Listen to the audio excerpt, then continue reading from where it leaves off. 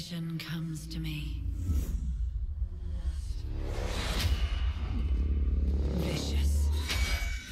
Grotesque. Lustful. The stench of death. Sounds of agony. The ritual of Death Night. I feel it in the meadows. I sense it in the air. Your wickedness growing. Chaos spreading throughout my beautiful land. And I grow weaker.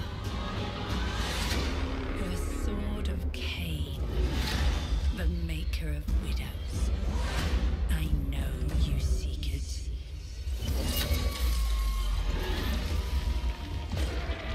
But your efforts are futile. For I, Alariel the Ever-Queen, Mother of all, will bring the light to end your darkness, Crone Halibron.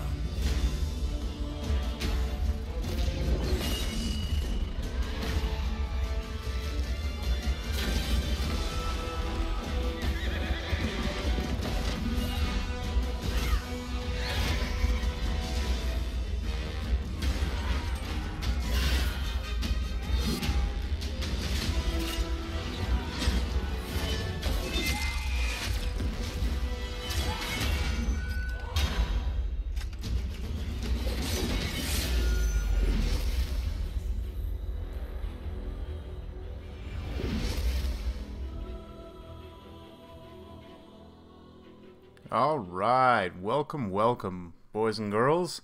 Whew, how about that, huh? Great job, Creative Assembly, on that trailer, by the way. And it's official. Queen and the Crone has officially been confirmed. As you saw from that trailer, we're going to be having Alariel and Halibron. So, yeah, let's go ahead and dive right in. And the most important thing about all of this is probably the release date. So first things first, let's go ahead and take a look at the Steam page here. And yeah, we can go ahead and you'll see available May 31st. And we'll get to just a minute. Norsca and the 30th anniversary Regiments of Renown are going to be coming alongside this. So this may be the biggest content patch Creative Assembly has ever released for Total War Warhammer, including for Game 1.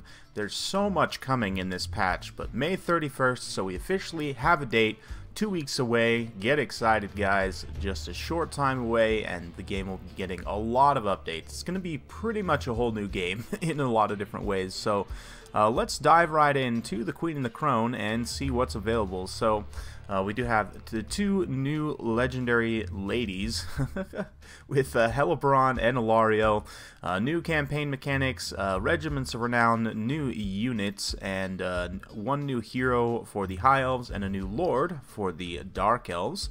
So let's go ahead and take a look. I'm not going to read through this too much. You guys can go read through these lore bits on yourself. The important thing to note about Alariel is that she has she's a mixed lore caster. She has a blend of life and high magic, which is an incredibly powerful combination.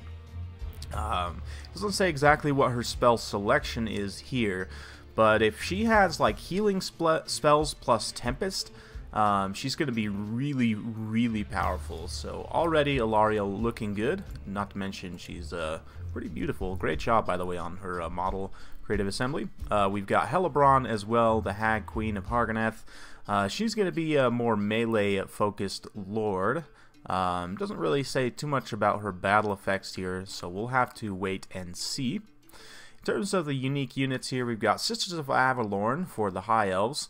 Let's see, Sisters of Avalorn, dual role combatants, skilled with both blade and bow, so they're going to be similar to Lothar Seaguard, except they have swords rather than spears.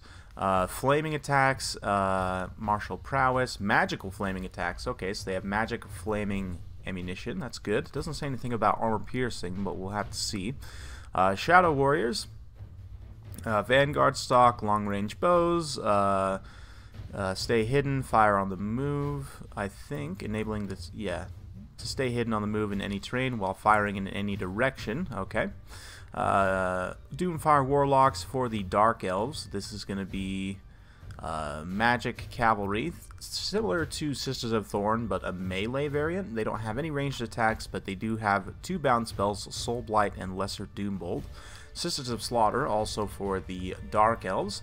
We've got, let's see there, Poison Attacks, Cause Fear, Murderous Mastery, and Trial of Blades when they're losing. So when they're losing, they improve their combat abilities. Interesting. We'll have to see the stat lines on all these new units, but a unique hero for the High Elves is a Handmaiden. Let's see. Doesn't really say too much about their combat skills here. So I'm assuming bolster resilience and make them peerless archers. Okay, so it is a bow hero for the High Elves. That's cool to see. And a Supreme Sorceress is the new lord for the Dark Elves. We're getting Fire, Dark, Shadows, Beasts, and Death. Interesting. So the Dark Elves are getting access to the lore of Beasts and the lore of Death, which they previously did not have access to. They're also getting a generic Lord level caster, which is always nice to see. Manticore mount, that's pretty cool. A Mighty Black Dragon. Oh wow, so another Dragon Lord caster. Right now, Chaos is the only, well, Chaos and the Vampires are the only 2 factions that can take a caster Lord on a dragon, so that's always cool to see. In terms of the Regiments of Renown, this is the part I really wanted to get into. Take a look at the Regiments of Renown, what their effects are going to be, and yeah, I'm very interested to see. So we've got the Scions of Mathlon for the High Elves. Aura of Protection is a passive ability, applies a ward save to nearby units. Okay, so interesting. It's similar to the Phoenix's ability. When your winds of magic are high, then you get an Aura of Protection. That's very interesting. Expert Charge Defense, so these spearmen have charge defense against all. That's pretty nice. We've got a White Lines of Trace with Guardian and Sunder Armor. That's pretty interesting. White Lines aren't a crazy good unit to begin with, but this unit may be in a good place. We'll have to see, but Guardian is typically a very good trait. Especially if you're keeping your dragon or Alariel herself around these guys, they're going to give her that extra physical resistance. Keepers of Flame, Phoenix Guard with magic attacks, interesting, and Mark of Saurian. Entities will burst into flames upon death and deal damage to any nearby entities. Enemies, rather. Interesting. So it's a new interpretation of the Slayer Deathblow trait. Okay, so interesting. I'll have to see how that works in battle, but anyway. Storm Riders, a Lothern Sea Guard, cause fear, Vanguard deployment, and fire whilst moving. Wow, that's really good. That's a really nice unit of yeah, Lothern Sea Guard. We've also got a Regiment of Renown Shadow Warrior right off the bat, the Grey. They've got Loic Shroud ability, which I believe some of the Wood Elf units have access to.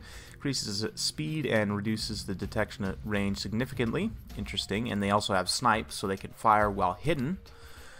And we've also got a Regiment of Renown Sisters of Averlorn. So they have Encourage and the Banner of Averlorn, so that increases Winds of Magic recharge rate. Holy cow. So imagine if you bring Teclis and then you bring the Everqueen's Court Guard. I know they're supposed to be guarding the Everqueen, but just hear me out here. Because Teclis has that Greater Arcane Conduit. I don't know if Alariel will also have Greater Arcane Conduit or just the regular Arcane Conduit, but regardless, these guys are going to help you get that extra Winds of Magic, which for the High Elves is going to be very important.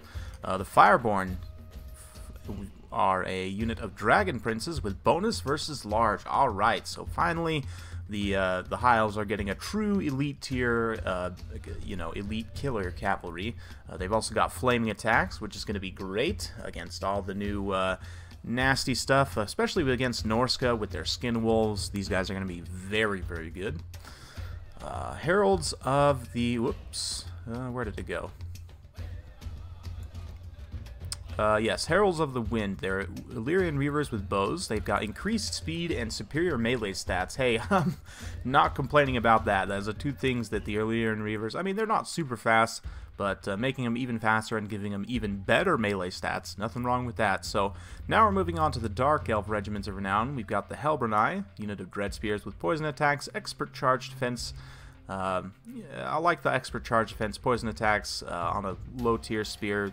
Pretty decent, like the Scorpion Legion, for example, for the Tomb Kings. It's a pretty solid unit, so I do like that. Unit of Witch Elves that causes terror, which is amazing. That's going to be really good. Blades of the Blood Queen, Hargoneth Executioners with Guardian and Frenzy. So again, an AP infantry with that Guardian trait. Very interesting. You've also got the Bolt Fiends, so a shield breaker effect. Ooh, man. Dark Shards with shields with a shield breaker effect, and they have a longer range. So these guys are going to be very, very powerful. Oh man, these Regiments of Renown already are looking very strong. We've got a Regiment of Renown, Doomfire Warlock, Slaanesha's Harvesters, Word of Pain, Bound Spell, and Soul Stealer. Okay, so they do have a different selection of bound spells, and Soul Stealer in particular means that this unit has self-healing, because of course Soul Stealer does steal enemy HP, so it doesn't steal it per se, I know, but it does heal Doomfire Warlock, so potentially a very, very powerful spell to drop right when you first charge in to give them that nice self-healing right at the start. We've also got a unit of Cold One Dread Knights that do not rampage, and this in particular is going to be very interesting because Cold One Dread Knights have really good combat stats, they have decent melee defense, and their biggest issue is they rampage, so if you had a unit that doesn't rampage, it could be potentially very, very powerful, so I'm interested to see how those guys play out. We've also got a Regiment of Renown War Hydra with the Frostbite effect, and its Fire Breath has been changed to a Frost Breath, which deals more damage and also applies Frostbite. We've also got a unit of Dark Riders mounted on Dark Pegasi. What? Okay, that's interesting. Dark Riders, like Dark Riders with the crossbows, or just regular Dark Riders? I guess it's just the regular Dark Riders. I'm not really sure. Interesting.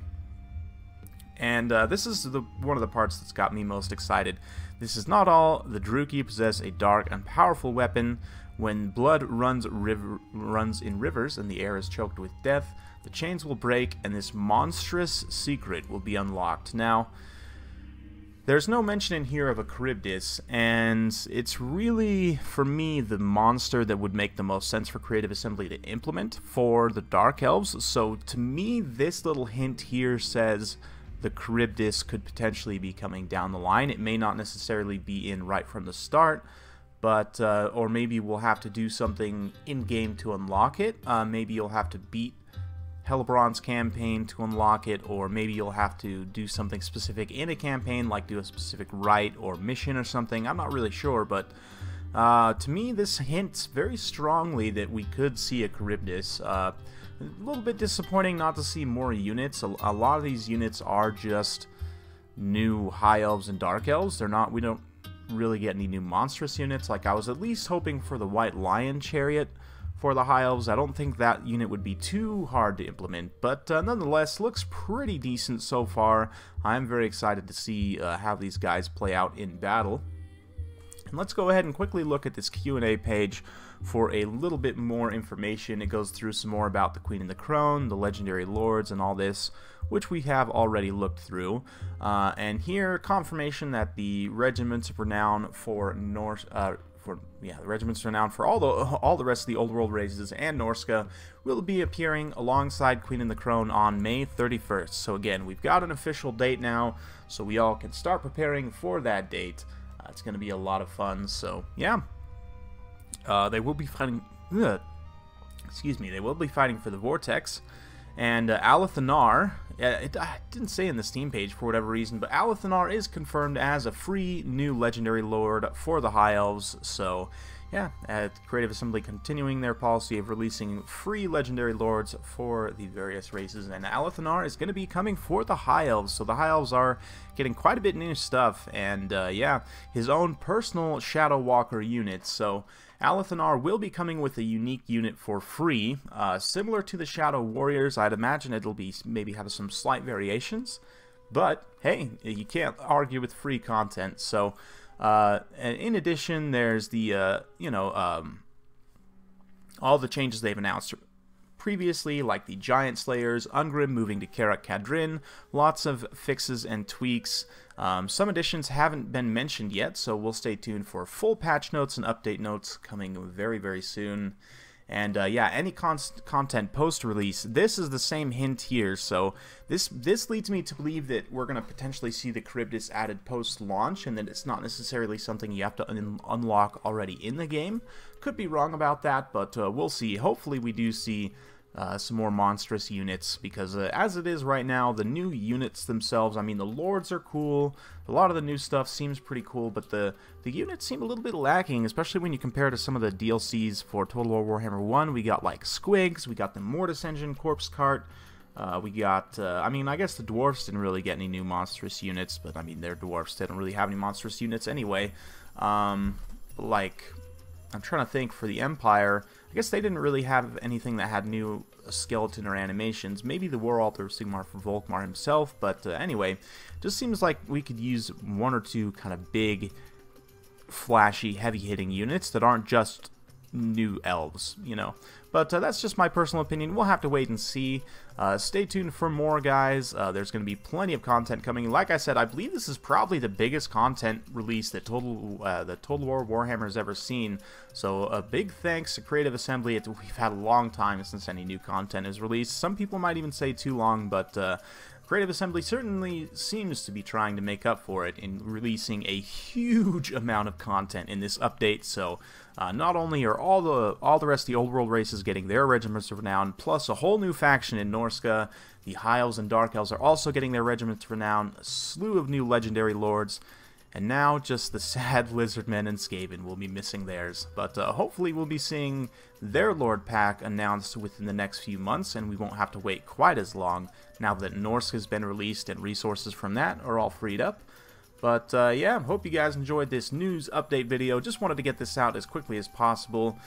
This is going to delay my how to read stat card videos one more day, but since we've got 2 weeks, I've got plenty of time to work on it. So yeah, if you do like this kind of content, be sure to like, subscribe, hit that bell notification button. Thank you once again for watching, and we'll see you next time.